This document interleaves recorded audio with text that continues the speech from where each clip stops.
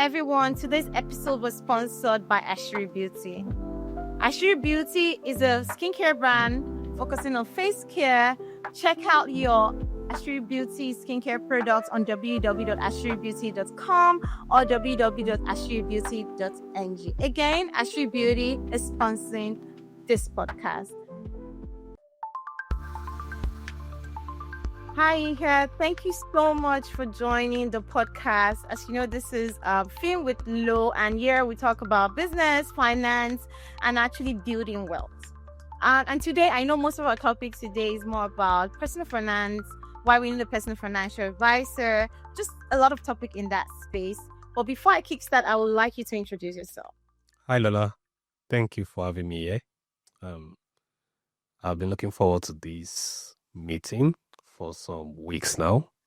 And I would say that you're doing a very good job in trying to let people get educated and informed, because truth is, like we know, knowledge is power. That's the maxim that we all know. Knowledge is power. Yeah. So thank you for having me here. So yeah, my name is Yinka Arewa. I'm a finance analyst. I mean, at the basic level, I would just call myself a finance analyst. I love numbers. I'm passionate about personal finance, right? I consider myself to be a finance professional, and I see a future in Africa if personal finance was widespread. I think Africa would have a very great future, right? And that's why I'm doing what I'm doing. Yeah, I'm so glad to have you on set. I do agree about the importance of personal finance across Africa and across the world. I think it makes us better when it comes to a lot of things, when it comes to managing finances. I think I'm going to kickstart with one question. So we're going to go through several questions, but I'm going to kickstart with one question. What is personal finance in your own words, in your own definition, and what you believe for personal finance? Okay. I'll try to make it as explanatory as possible, right? So finance really is just about money, how money is being handled, how you generate funds, spend funds, invest funds, and save funds. And you have three branches: public finance, corporate finance, and personal finance. And with personal finance, it just goes, it talks about the finance of individuals and how they manage money, how they administer resources in terms of investing and allocating those resources. So that's what finance is, personal finance is at the basic level.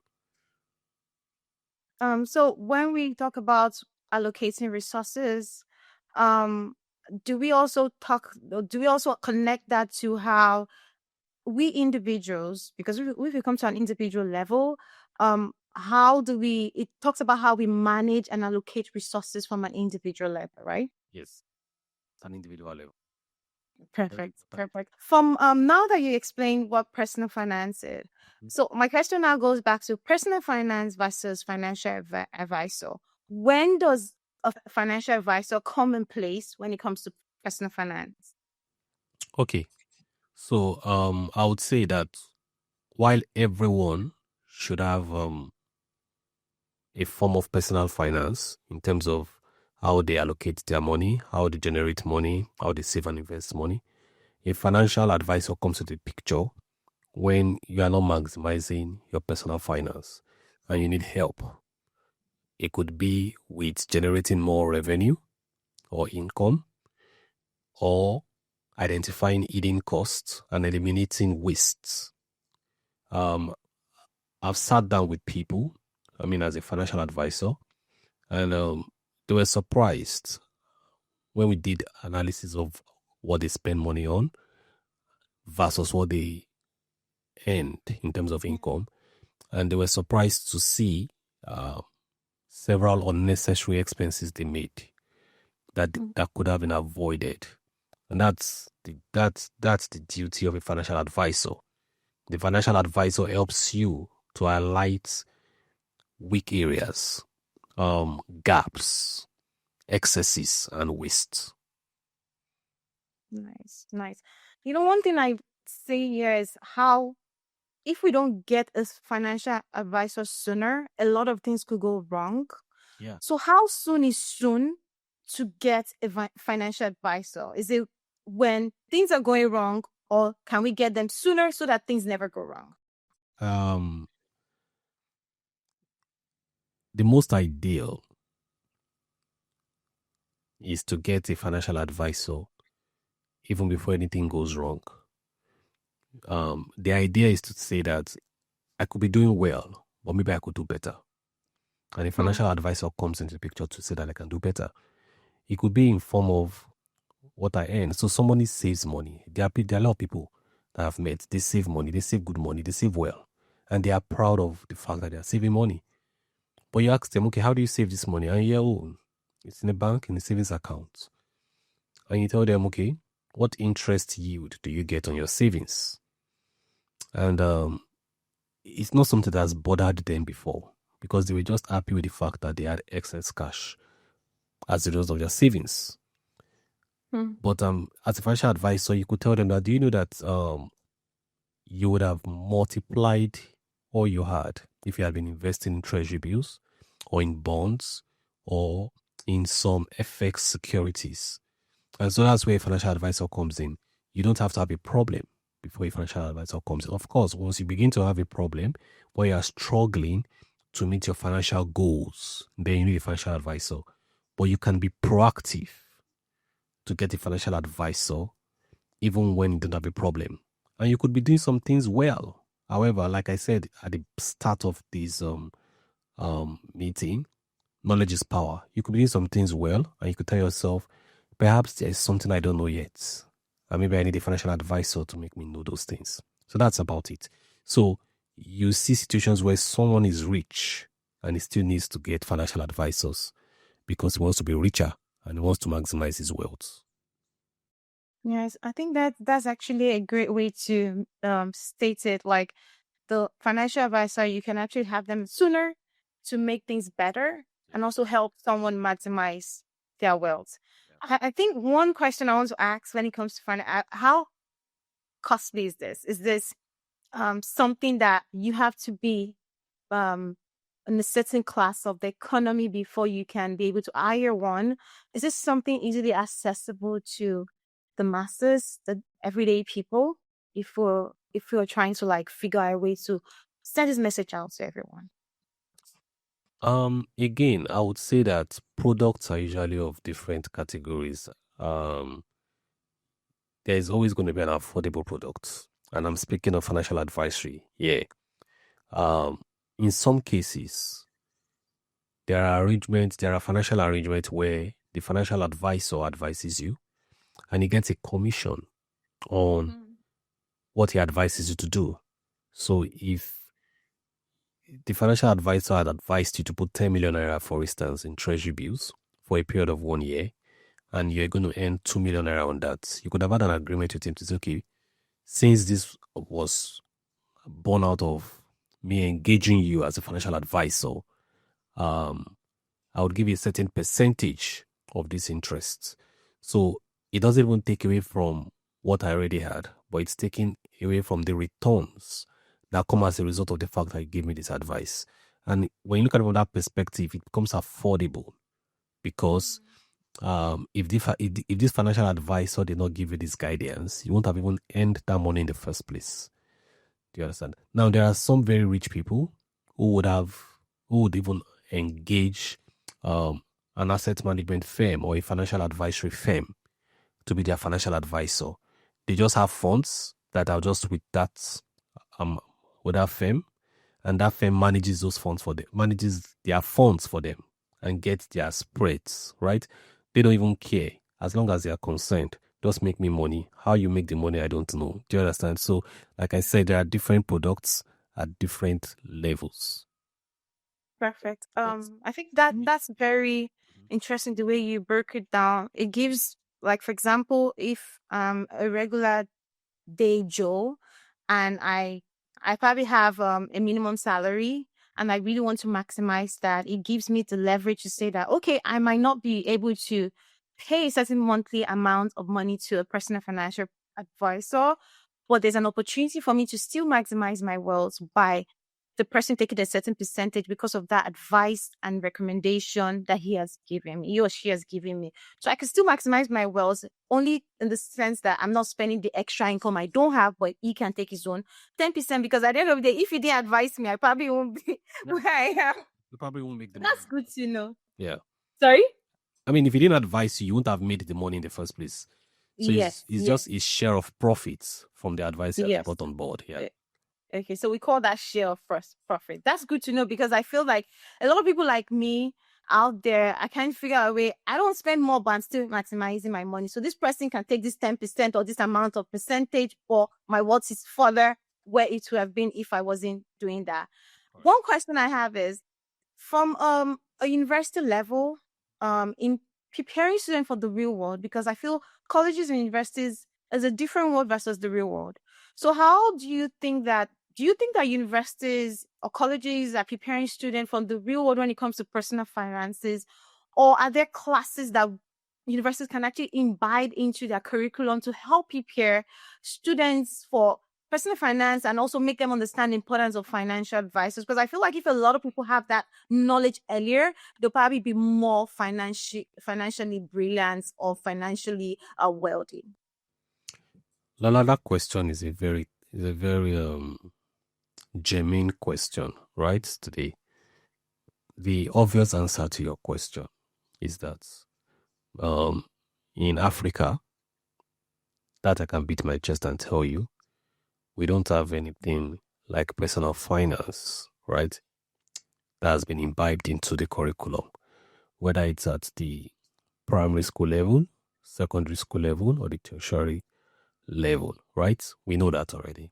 And I can dare say that even in most countries in the world, you don't have that. Yeah. Because when you look at it, right, the percentage, the human nature, let me put it that way, the human nature, it's not, doesn't align with principles of personal finance. That's the truth, right? The human nature is a consumption nature. The human nature is a self-gratification nature, right? The people who would, who practically, right, live their life with the principles of personal finance in the world, I don't think will be more than 30% of the world population. I mean, that's just a rough estimate. I don't have scientific data to support what I've said. But I mean, if I look around me, I will tell you that it's not in our nature. Like, so it's something that we all agree we need to bring into school, into learning, right? Informal education and formal education, right? And I agree with you 100%. It's going to solve a lot of problems. Today, you even realize that the people who are interested, before people become interested in personal finance, they've started working, they started earning money, right? They've started questioning why they've been working for a while and they don't have something to show for it, right? Because if you take the guy who just got his job last week or last month or last year, he still wants to get some things for himself. He still wants to get a car. He still wants to get something nice. He still wants to show off that he has a good job. And so the last thing on his mind is personal finance. So catch them young, yeah? It's something that I think should start even from the primary school level, not even the university level, right? I think it should start from the primary school level. And it should be both formally and informally, right? People should have learned the discipline of handling money, right? If that is taught well, it will be easier, even as you succeed in life and you get more access to funds. So I think I've answered your question. Yeah, I do agree that you've answered the question. And some of the things I picked up there is people's level of discipline. I think because people are not used to principles, they are not used to a certain level of discipline. They just, we just want to spend, spend, spend. So I think it just affects people to understand the importance of how they could manage their money or their wealth. And one key thing I took away from there that I feel is very valid is starting from way primary nursery school, putting that all the way in every step of the curriculum, and both formal and informal, because I feel like there are, or even YouTube courses where people can learn how to manage their finances, and people should be more exposed with that. And I feel like, for example, if I'm in nursery school, elementary school, for example, and I already understand in class they're like singing rhymes, and I understand that okay, there's some rhymes for finance. I feel like it's already building me for the future. So just putting all of this curriculum in early. Yeah, you're absolutely correct. I mean, in the little ways, yes, you're not yet handling money at that stage of life, but then there's something that is already being built into your consciousness. Yeah.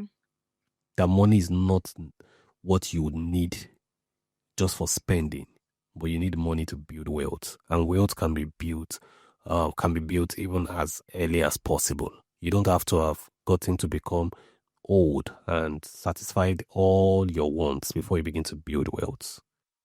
Yeah, I agree. This one thing I would like to ask, in case you have any recommendation, do you know any informal or beyond the school walls of the colleges and school, any courses that people can take, any institution or any specific channels that people can watch when it comes to personal finance? I don't really, I don't, and I'm not saying that they don't exist, but maybe they've not been popular enough for me to have Yeah. taken note of. I want to believe that these days a lot of things are flying around. I mean, I'm sure there are certain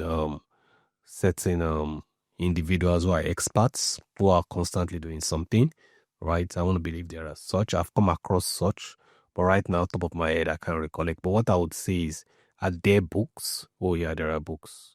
Yes. Richest Man in Babylon is one Okay. fantastic book. At least you can recommend that for someone in junior secondary school, right? And Nice.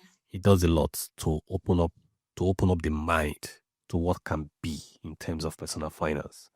So that's one book. Yeah, we've seen Rich Dad Poor Dad. I mean, a lot of people have read it.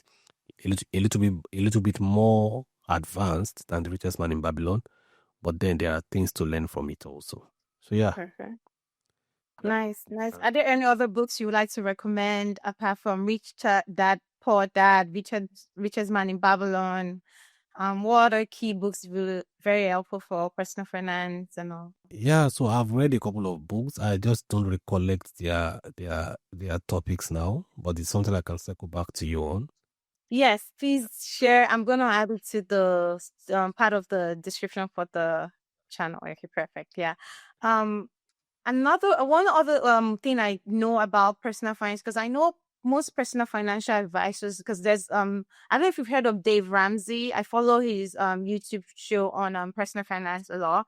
I know there's different steps. There's like a baby step. So I know most personal financial advisor will say they have like steps for you to manage. There's a 50-20-30 rule. Is there any specific rules you have at top of it that you can share with people on how maybe to manage their wealth or save their money? I think maybe the 50 is like maybe your day to day, maybe 20 is your savings. I know there's all of those rules back and forth. Is there any? These rules have always been. If you look at Rich Dad Poor Dad, I mean, not Rich Dad Poor Dad, Richest Man in Babylon, it says that you should have a 90-10 rule. The 90-10 rule is save 10% of your income, right?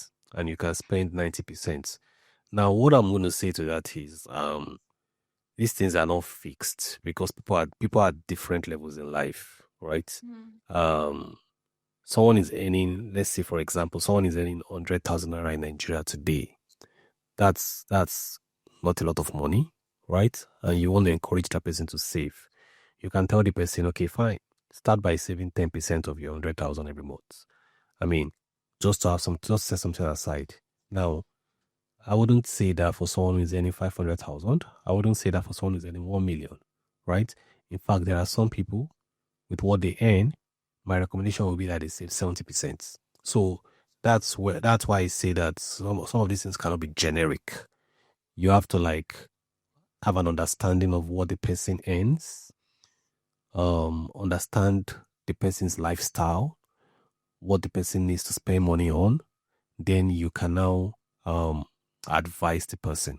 So I mean, this is all based on um, the way the person generates his revenue. So let me give you an example. So I once had a client, right? He's not a 9 to 5. He's a consultant.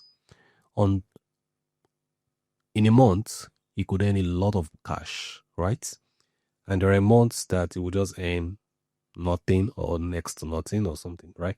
So in such instances, you can't begin to give him a rule to say, oh, this month say 50%. So it has to be based on what comes in, right?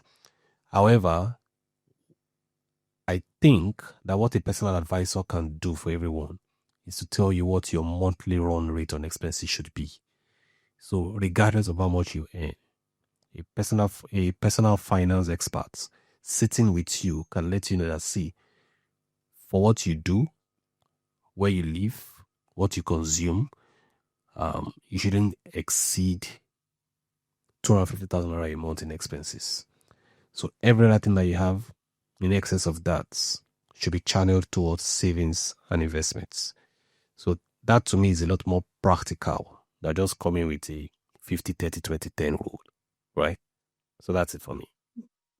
I also agree that that's more practical because from what you said, one of the key takeaway for me is the fact that people have different income level, and you probably have to advise people based on that particular person's income level, their profession, or even their lifestyle. Everyone is different. The advice is like different. It's not one rule fits all. Yeah.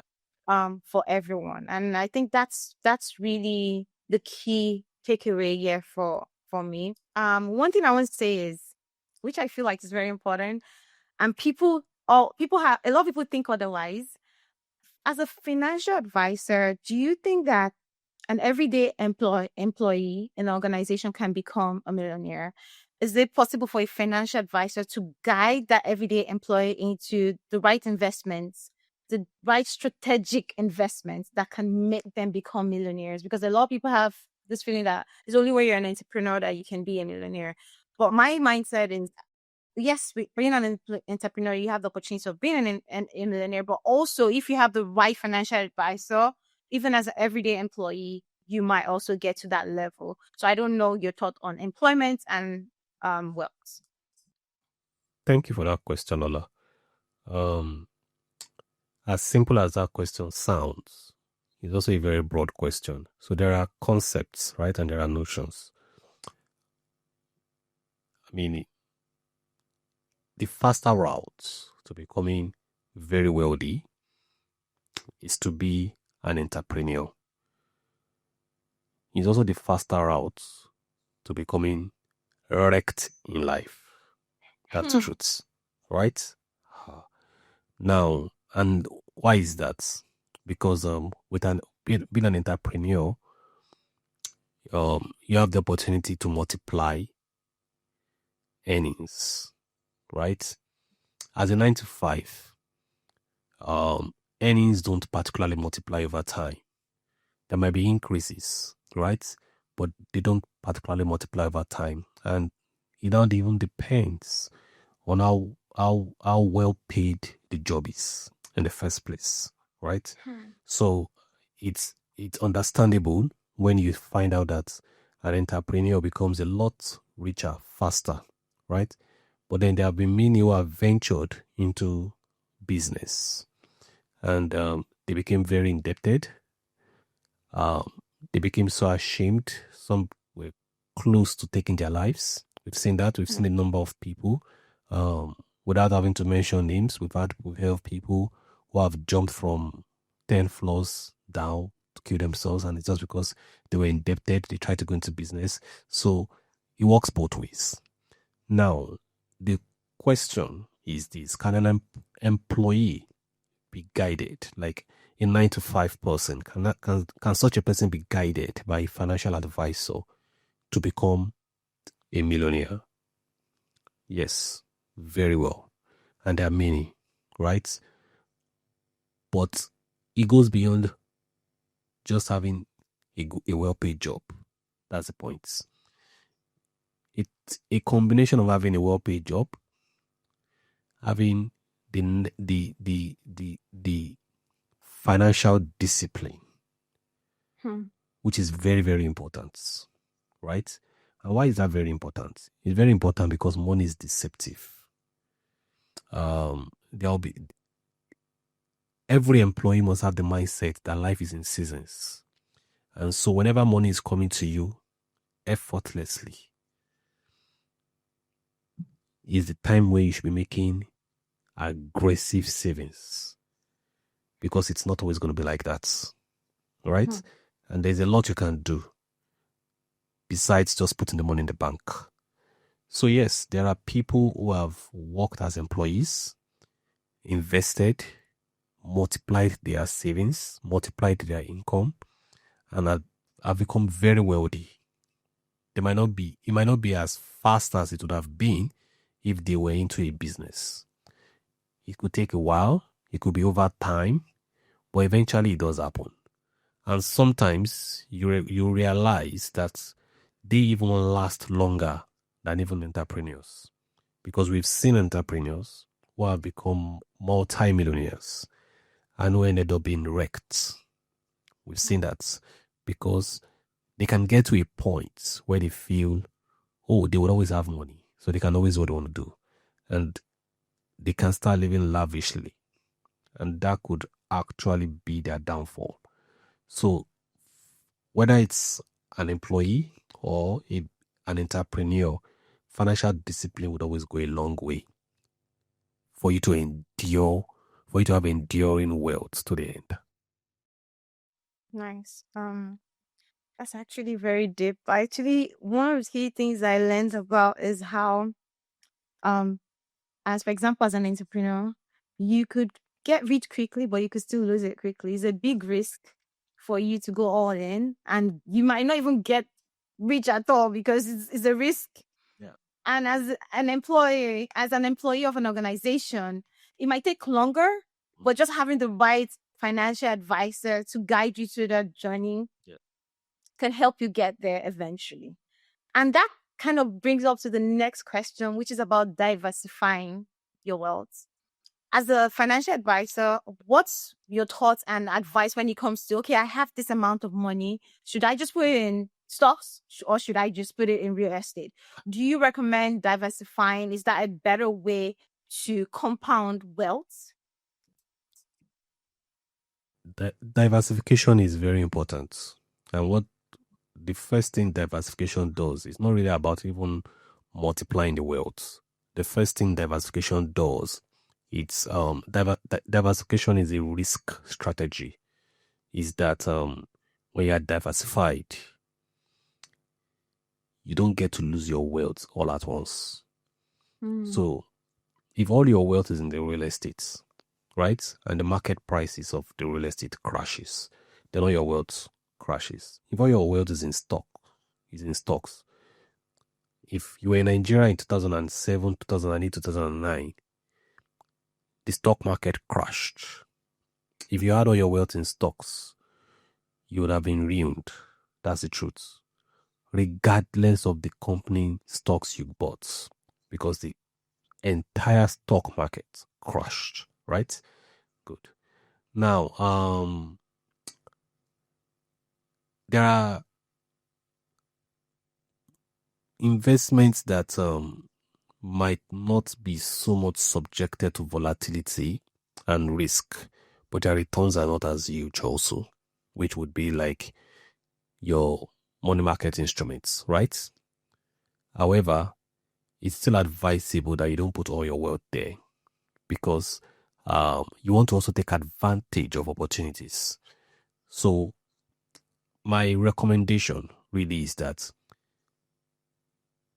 at the early stage, and I'm speaking to 9 to 5 people now, for instance, who are employees. at the early stage of your life, you are looking for more of liquidity. So you are doing more of money market instruments, you are saving, you are investing in treasury bills, doing some stocks on the side, right? And you are looking for cheaper real estate assets. And I underline it as cheap. Why? Because um, real estate can be very, very expensive. So, for instance, today, a plot of land in maybe Lekki Phase 1 will go for as high as 500 million naira. I mean, even people who have been working for 20, 25 years don't have that amount of funds to acquire that, right? However, my point is there would always be cheaper land you can buy somewhere, right? That doesn't necessarily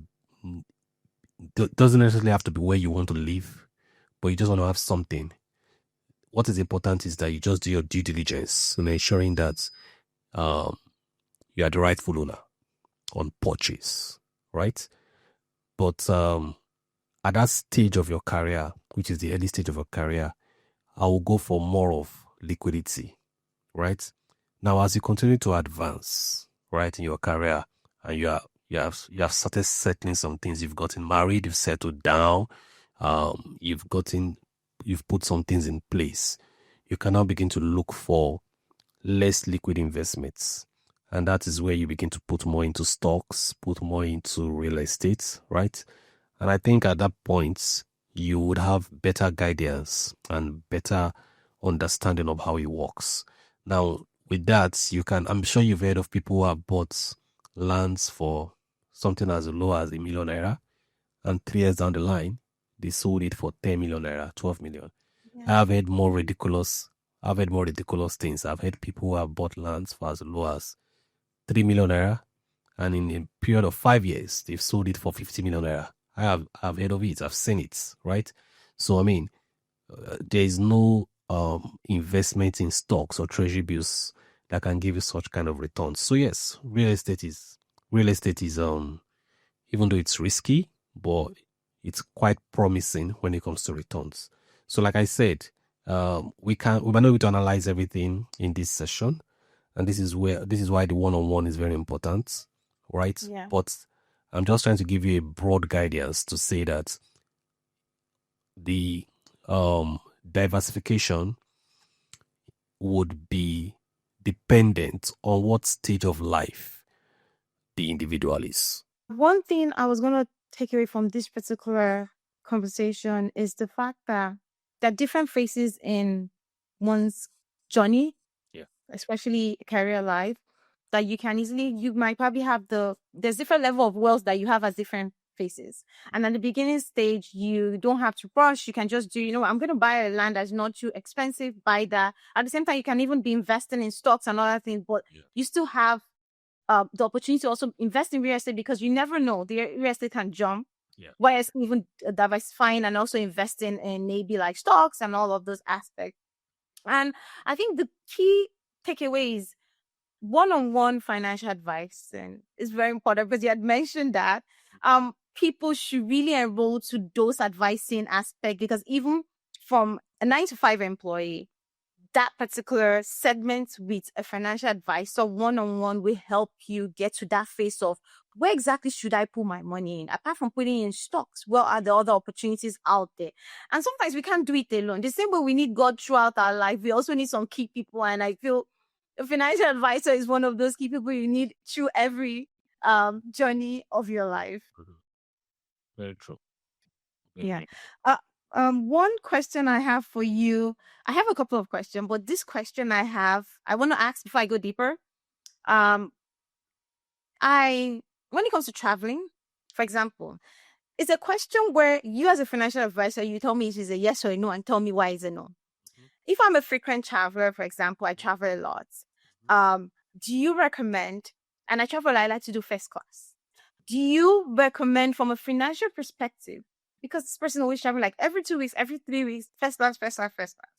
Do you recommend that first class is a financial wise decision since I'm a frequent traveler, or do you recommend I just do a regular economy to save money? What's your thoughts on someone that just does first class every time from a financial advisor level? I have some other thoughts about it, but I just wanted to get your thoughts. This is not an easy question. So, yeah, I mean, we all can agree that it's always better to be frugal, right? But then it now depends on what you have, and I wouldn't use the same paintbrush, right, to paint all situations. Now, if the individual in question, right,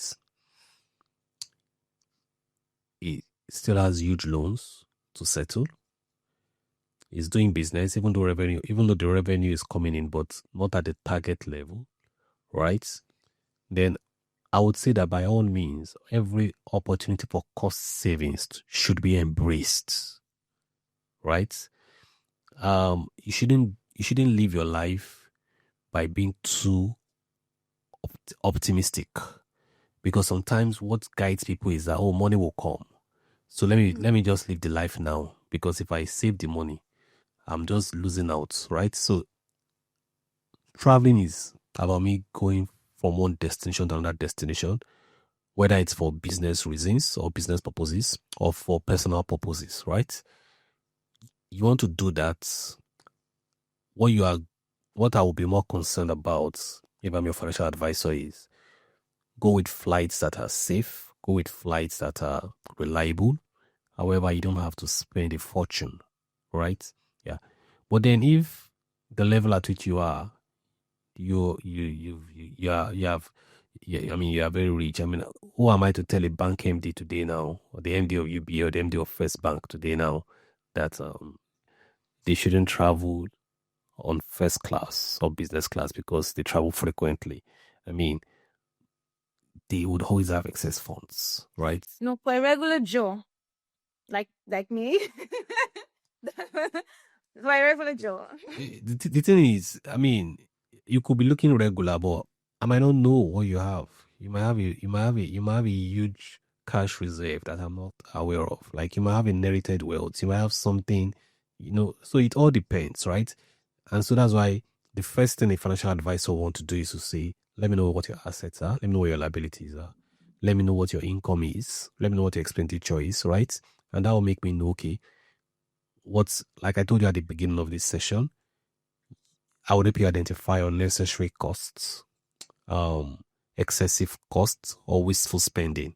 And it's in things like this, right?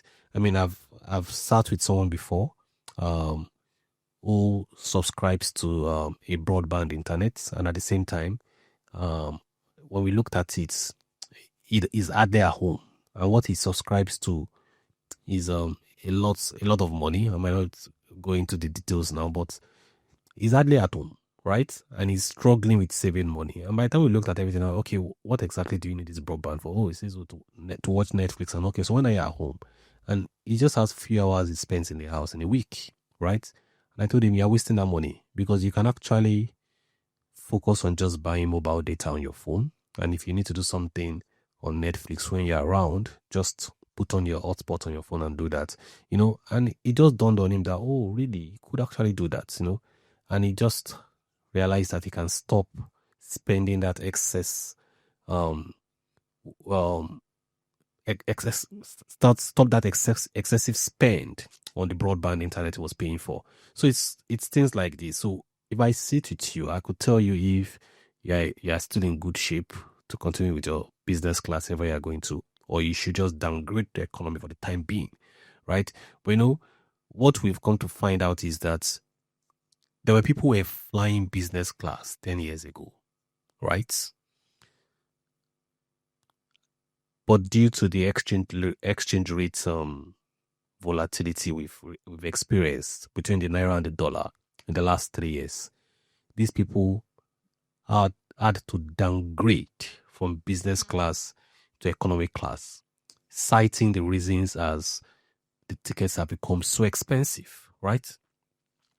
From my standpoint, as a personal finance expert, whatever made you downgrade is proof that you could not afford it even before, even when you were doing it, right? Because what it means is that you didn't have enough assets and earnings to sustain it, even with the volatility that resulted from the FX crisis, right? And so we see a lot of make believe in today's world. And so if you begin to tell me what are the real issues when we talk about personal finance and the discipline, people want to impress, people want to make believe, people want to they want to be seen as, you know, people who have arrived and have made it in life, right? And sometimes it's not exactly so. Yeah. So that's it. So I hope I've helped in answering your question. Yeah, you actually at the end of the day, we got back to where the question was going to excess. Like, how do you, like excessive spending when not necessary? Because obviously, there are some people that can afford it, but there are some people that obviously they think they can afford it, but maybe they can't. And you know, you're able to get to that point. And I liked the end where it ended. Yeah. One thing I wanted to sorry, let me just quickly interrupt. I mean, there was something I wanted to say, but I kind of lost it. And it's also the fact that, see, you have to also tell yourself, if I stop working today, right, what are the things that I'll be able to do again 6 months down the line? When you begin to tell yourself, okay, I'll be able to pay for this, I'll be able to do this 6 months down the line if I stop working today, then you don't need to ask yourself, should I actually be spending money on this thing now, simply because I can afford it today? Because the whole idea is there should be, that's why I tell people, if you've worked for some years, and I'll put it at maybe 10 years and above, there should be things that even if you lose your job 1 to 2 years down the line, you should still be able to afford. If you cannot afford that thing 1 year or 2 years after you've lost your job, then it goes to show that you're not supposed to be incurring that expense today. And so that also ties to what we just said about the business class and all. Wow, that was actually very deep. If I lose my job today, can I still afford this? What all the expenses I'm taking today, can I afford them 1 year to 2 years from now if I don't have an income coming in? Yeah. It kind of shows the level of where you are when it comes to wealth ahead. Like you're able to see the vision of how you're doing. Yeah. And there's a place of, I mean, I'm just trying to pour everything out at once. You might not ask questions that will get there, but just to let you know that these things happen. So back to your question also of even a 9 to 5 person can become a millionaire, right? So I would say that even if that 9 to 5 person doesn't become a millionaire, right? A financial advisor can help you to the point where the returns on your investments on a monthly basis can offset your expenses. So what am I saying? A financial advisor can help you to the point where if your monthly run rates, for instance, as an example, is 300,000 naira, can help you to the point where the income that you get on your investments or the return you get on all your investments, your entire portfolio can be 500,000 naira a month.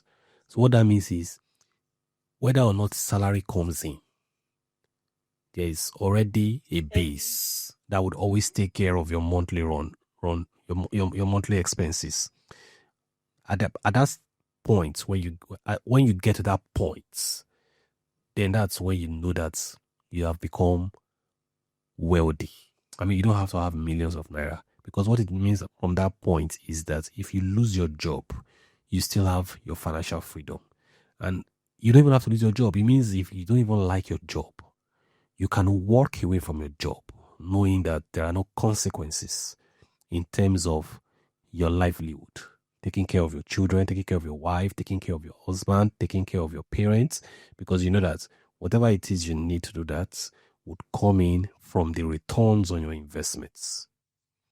Nice. That's actually a good way to put it. Like, as long as you know, it's like you're having recurring recurring money every month. Yeah. It's not dependent on your income. It's not dependent on your paycheck. But you know that, okay, steady, this money is coming. You can use that for operations at home and for life. Yeah. And you can even say for the rest of your life, as long as this money is coming, I can keep going in life. I can, if they lay me off today, I'm set for life. And I think that's actually very important. That's actually one important part of it. Yeah. Very, very important. Very important. Years ago, I have a friend. Today, I would actually put him as a billionaire, right? Nice. Because he went into entrepreneurship right from school, right? And but one of the things about him is also he's shrewd financially, right? Now, years ago, he made an investment that the returns, his monthly returns on those investments was settling the staff salaries he was paying. So what it meant was the business did not need to make additional money for him to pay salaries. Just from the investment he had made on what he has retained from that business, he was able to offset staff salaries. And that gave rise to him multiplying the revenue of that business and the income of that business. Nice, because the salary, the operations were already set, were already fixed. You already had that coming in, and they were able to double and use whatever recurring revenue coming to keep improving the business and increasing. Nice, nice, love that. One question I want to ask you, because I know goals are some of the things I know when working with a financial advisor. Financial goals are some of the things that people have to set. People might say, you know what, I want to save 20 million naira at the end of the year. How do I save? I know those are some of the things you look at when you do one-on-one with individuals. Do people have to write out their financial goals before that for them to be able to move forward? Because I heard that once you write out things, especially goals, you're able to, give yourself accountability to be able to get to that level of that goal. So what's your thought about setting goals for financial goals or for wealth goals? And what's your perspective when it comes to writing those goals and even doing a check-in and having someone that you're accountable to? Yeah, I mean, the acronym SMART applies to goals, right? Yeah, so I mean, whether you write it out or you document it, is what is important is you have it somewhere where you can be reminded of your goals at any point in time, right? Writing it out for some people is just so that they can see it every day, and the consciousness of those goals, right, is not lost on them. So, the acronym SMART, which means it must be specific, measurable, accurate, realistic, and time bound, right? So, I think that applies to every goal, financial or not financial, and it's more applicable when it's on financial goals, right? And I said something earlier. You're allowed to be optimistic, right? But don't be too optimistic. That's you are not putting in any form of discipline or efforts into what you're to achieve, right? Your optimism should be driven by your discipline, your self-denial, right? So I think setting goals is very important, because if you don't set your goals, you won't know where you're headed. And for you to get where you're headed, you need to set your goals. Yeah, so it's very important. Yeah, I also feel like setting goals kind of gives you that reality check that, can I even get to this goal, or should I set a better goal that is more realistic that I can get to? So I feel like though it gives you like a clear vision that, okay, you know what, I earn 3 million every month. My goal is probably to save 50 or 60 million. Is that possible? Like setting, like now I can see between a goal that, okay, maybe my vision, what do I now, you can now say, okay, you know what, I still want to get like, I still want to save 60 million. What extra thing can I do to get to that goal? Because now there's a clear written vision, and I can say, okay, you know what, my 3 million will not be able to get me there because I have operations, I have other expense. But what else can I do to get to this particular goal? And maybe if I don't hit it, what's like the bandwidth? Your minimum threshold. Sorry? What's your minimum threshold, even if you don't? Yeah, what's my minimum threshold? Yeah. I do agree with all of the things you've actually said, not some, every single aspect. One question I want to ask, because we're almost at the end of this, is I know that a lot of financial advice. I don't maybe that's some of the thoughts you have. Sometimes they do recommend like insurance, life insurance, and all of those type of insurance because anything can happen. Yeah. What's your thought when it comes to insurance? Because a lot of people, regardless, are scared of like insurance companies just taking my money. But I've seen situations where people pass on because they pass on earlier than they ever expected in life, but because they have life insurance, for example, their offspring, their family are set for life because they're able to part of their financial goals was to put that money aside for unforeseen circumstances, which is death that might happen. And now their family and they're not able to suffer when it comes to caring for their life and expenses while maybe their parents or their father is away. So what's your thought about insurance and as a financial advisor? Oh yes. I mean, responsibilities are responsibilities, right? You have to tell yourself, would you want some responsibilities to cease simply because you're no longer in the picture, right? For instance, would you want your children to drop out of school simply because something happens to their father or their mother? Nobody will want that. There is no sane person that would say he wants life to stop for his loved ones or life to become difficult for his loved ones when he's no longer in the picture, right?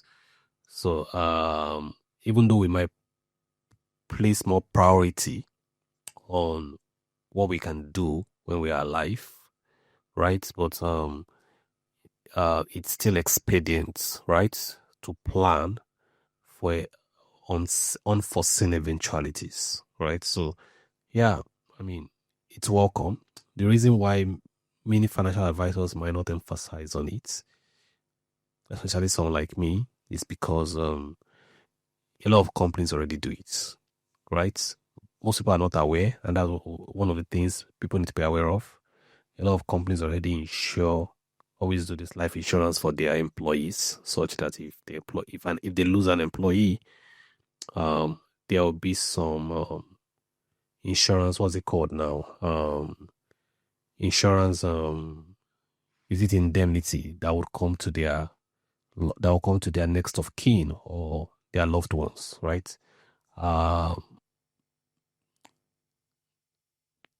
But for those who don't have those such opportunities with where they work, it's not a bad idea. But you don't want to be doing that when you have not even planned yourself, when you don't have investment for yourself, right? You can't be planning for something that will happen when you're not in the picture to the point that you are useless to yourself when you're alive.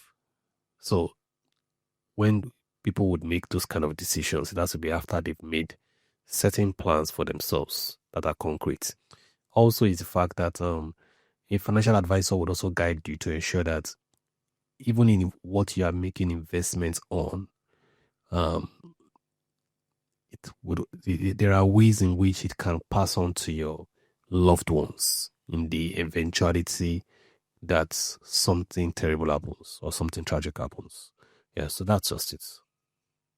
Nice. Nice. It's good to know. I think one of the things I took away from there is there's a balance, finding that balance and not saying I have to invest all this while I'm still alive in maybe life insurance, for example, but finding that balance to still take care of the what is at stake now in the real life. Yeah. And working closely with your financial advisor to find that balance properly.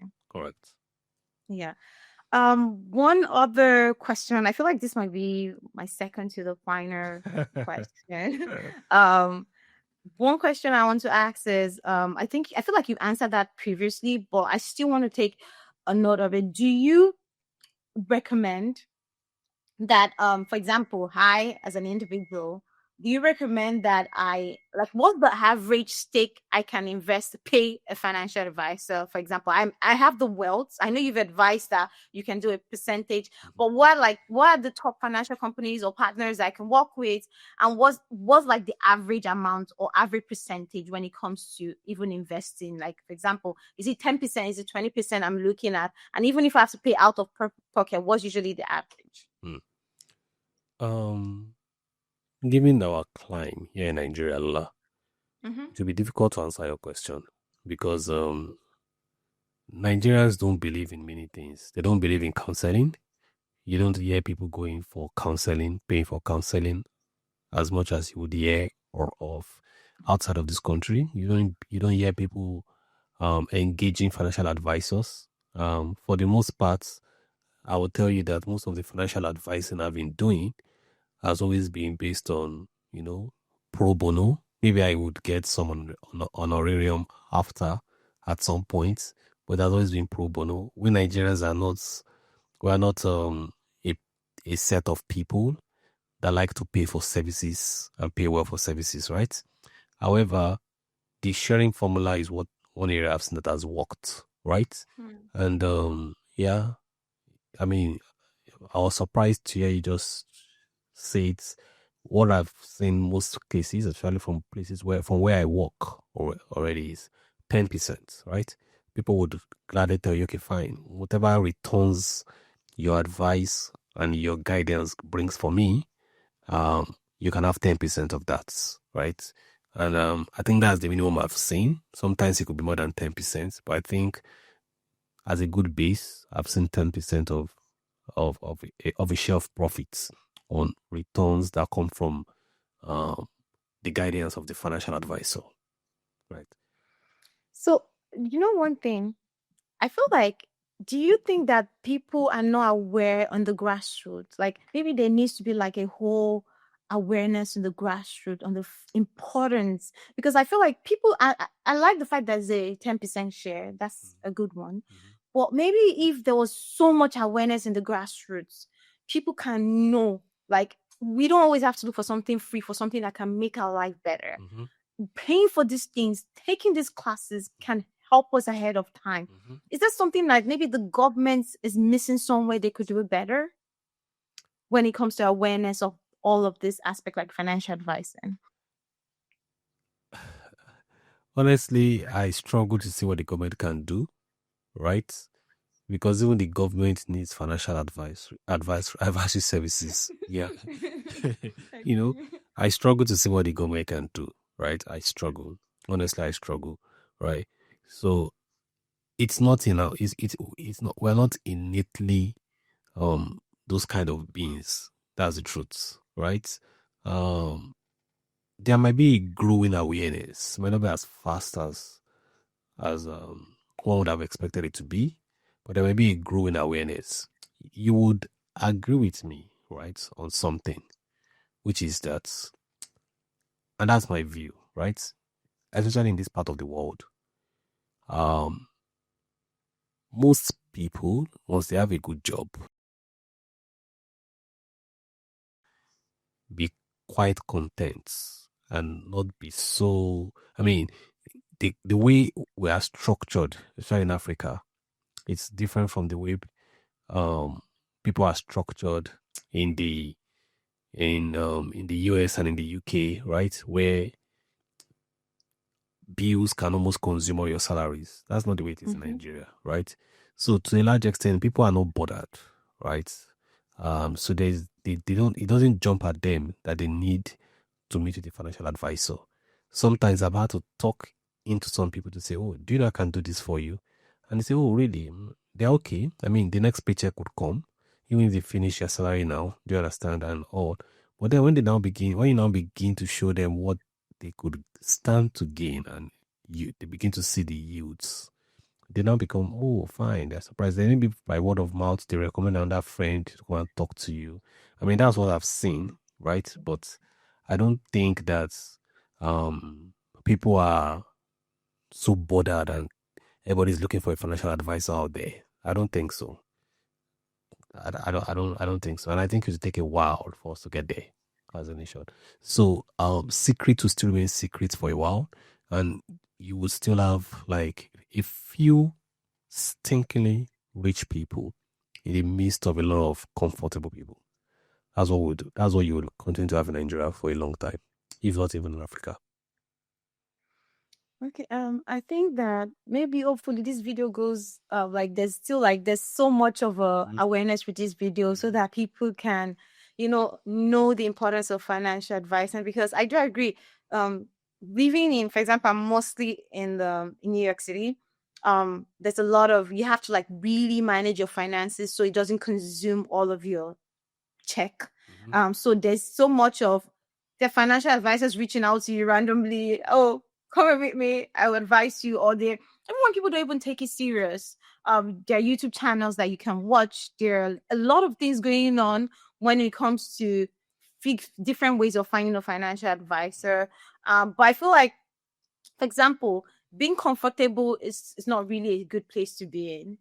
So even having an advisor to guide you to that level where you're not so comfortable and you're doing so well is very important. So maybe if more videos can about this can go out, and people can just get aware of, I need a financial advisor. I can be better off where I am if I have someone to guide me to the journey. Just where I go to church, I pray to God. That's how much I need my finance. I need to find a financial advisor to be like a guardian for me all through the journey of life. Just the way you have a doctor. And that's how I look at a financial advisor. For your one-on-ones, what really goes on in your one-on-one? How does that happen when you have a one-on-one with a person for financial advising? I mean, the first thing is to get to know, like I said earlier, the assets of the person, the liabilities, get to know what their income is, and try to analyze what they spend money on. The most difficult part is always what they spend money on, right? It requires honesty. It requires openness and transparency from the person. The